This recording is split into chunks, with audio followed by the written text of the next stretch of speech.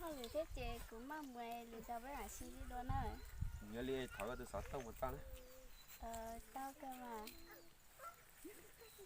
Tao. Nhớ đi cái chó này. Chị ơi cha.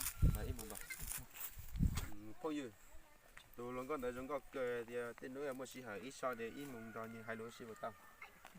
Cô rong mà ta chỉ để cái phần nhẹ thì nó bớt thả. Cả cái mà yêu mua bánh xì chứ là gì cả thầy hả? Tên nó sẽ vật trả tên nó giờ tên mà sẽ hỏi mà lên một đại là. Nhớ lấy một trẻ.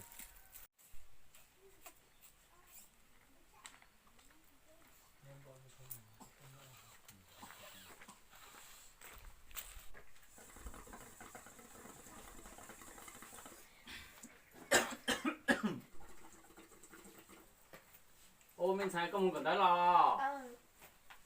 Cô nghe mua từ rồi chị. Ê con nhà muốn đặt tế lo. Đi đó. Ê có tế lo chứ muốn chia xuống nó ê. Cho con nhà cá muốn là đặt tế không?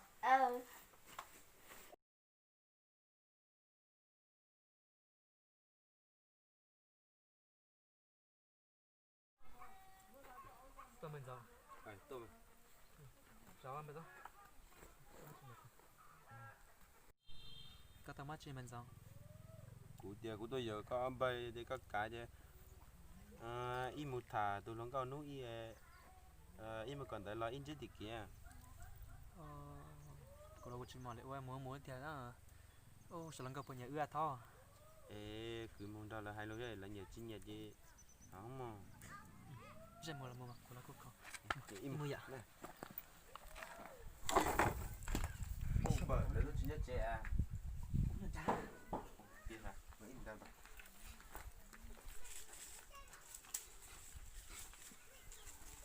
Tình luôn đấy to. Đấy to mà.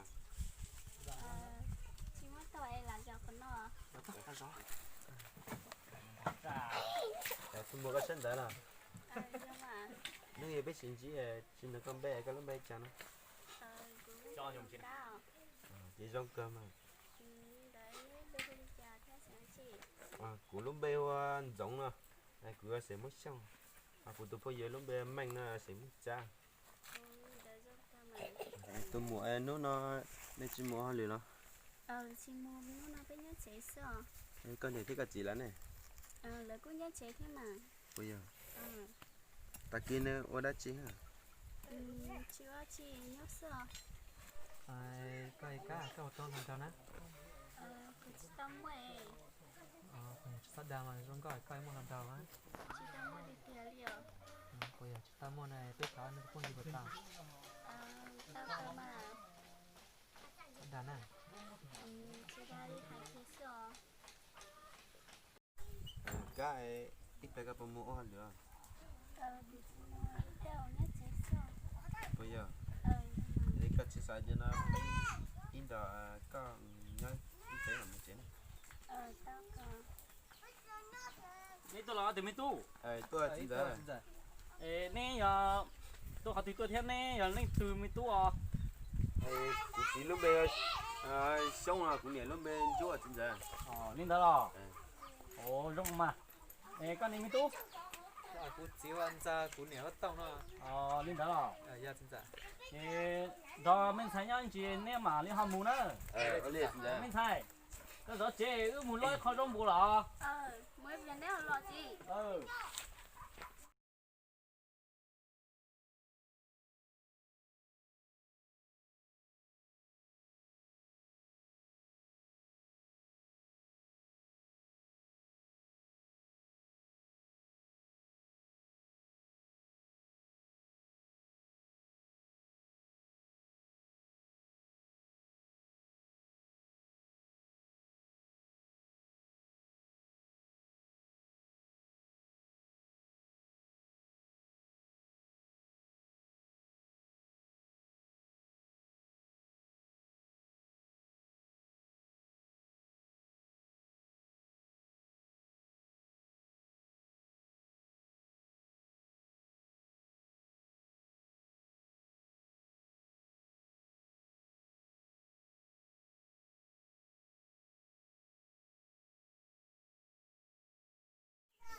Mà sao như thế chị ạ?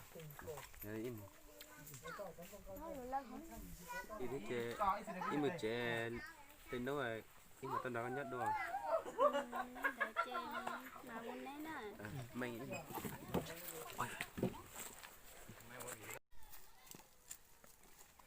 Có gì thế nó gọi có cho. Nhưng mà chị à Cái tại nhon nhon chế của chế khoai con bay đây chế của chỉ cần đấy là chế của lo té chế của chỉ cần đó. có côจะตอนนี้ยังใช่กูหลักก็ใช่แต่แกปวดเตี้ยซะพวกอยู่ Cái của giờ cứ bữa nay thì của chỉ cần chế cầm thôi chế khác tôi sẽ cần đấy này. ที่กันกับป้าเช็ดทั้งก็รักกูนะ Chỉ một chế.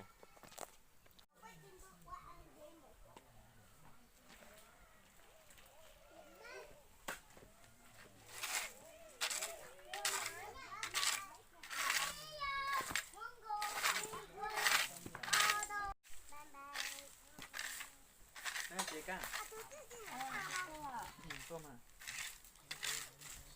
ก็ที่เจ๊หรอ giờ เจ๊ก็ของก็น่าไว้ลึกตัวน่าใกล้ลึกเปลี่ยนอ่ะ đâu mà chế uống giờ còn no mà thả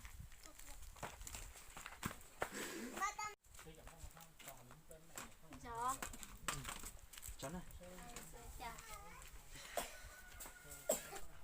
ai cao nó chỉ mua đắt chi đó nó bên nó chỉ sợ mà bây giờ nhưng mà cái cần đây cái không bị chạy nữa cụ cả không trao sợ bây giờ cái này cái không xa như đó đây có những cái gì của nhất chế này rồi chỉ nó lại một té rồi cụ giờ chế nào bây giờ nhưng mà cái có cái mà xin đấy mỗi chuyện họ tự nó để bé chỉ mới chơi chi đi ai có chơi mình chỉ biết tập trung một ta mà như bây giờ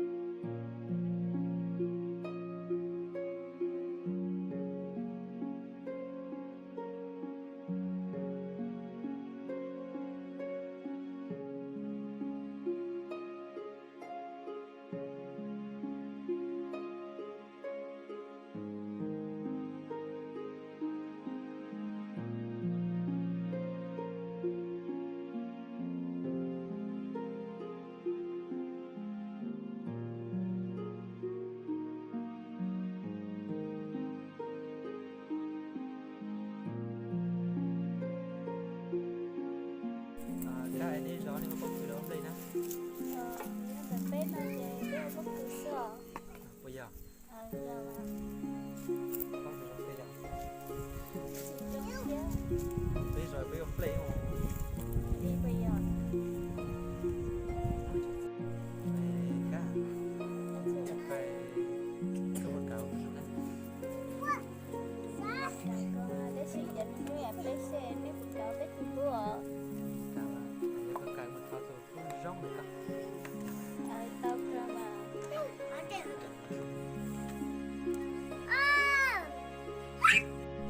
có chậm cũng cần tới để các tàu chúng ta cũng để công nhận gì này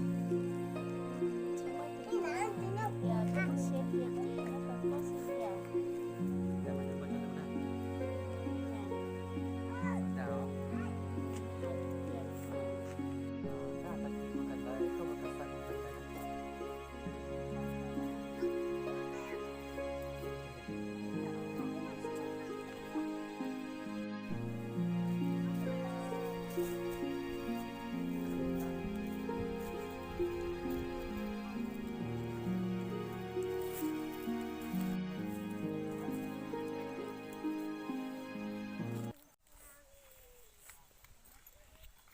cá sao sao nó video đây hay không một chén này cũng mà một quả Đi tới chơi có một cần đó là chơi mùi cho là khá lớn này. cả chỉ lì thế này của em mua cái nhát sa suy ra của nàng Ôn đi chơi các bằng mũ này.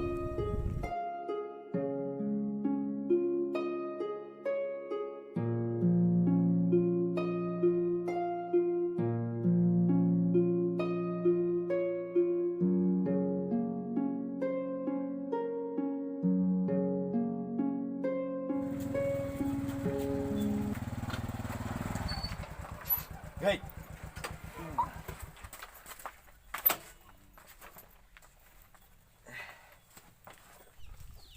Nó chỉ là cả. Nên tôi hả? Tôm mà. Giàu. Cái này thấy cái gì là mới chưa? Cũng nhớ chế thế mà. Thế nó có chim mua hoa lửa.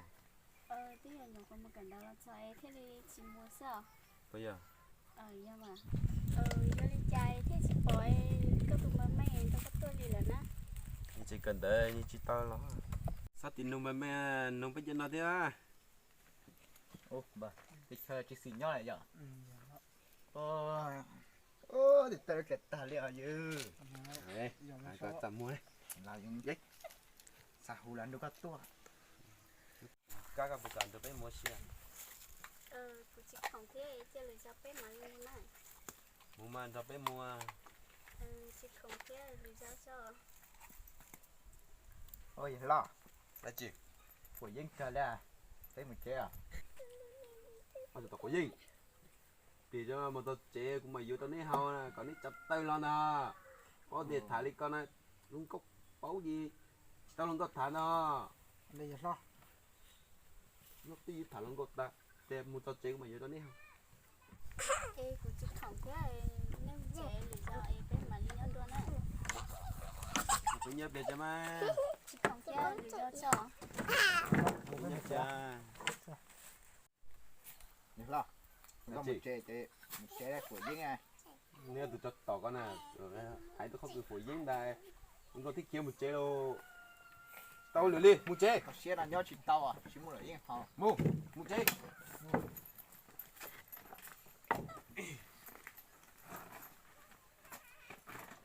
Chua đấy, để không đây nào.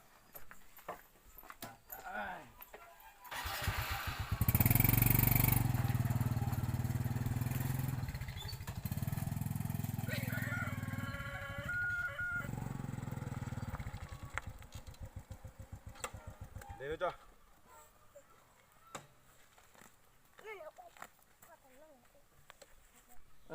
Chơi nhiều xe rồi đi.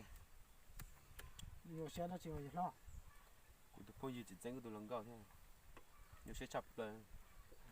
có mấy cháu kia sư ô cái mấy cái xong à Cú à? nãy rồi xong Để lên là. lo à thôi cho đi chung là Bye. nó chỉ Cứng bè, hai đứa con tôi bè.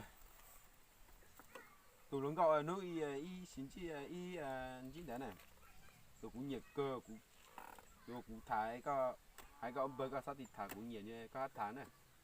bao nhiêu xe lần có nhớ thì tháng bao nhiêu Nhiệt cũng nhiệt của hai cái đó có tôi ông bè tia cũng nhiệt sau là rồi tia có chỉ thả tia thế nước hai thì tôi sẽ đâu cũng à. chỉ mua Chủ tao sẽ thả cú Chủ. lo tụi nó đó chủ phôi dừa giờ nó giờ thích gì của hai cái phôi dừa này thì rau đây chỉ mua rau thì phôi dừa hai thì tôi sẽ đâu cũng này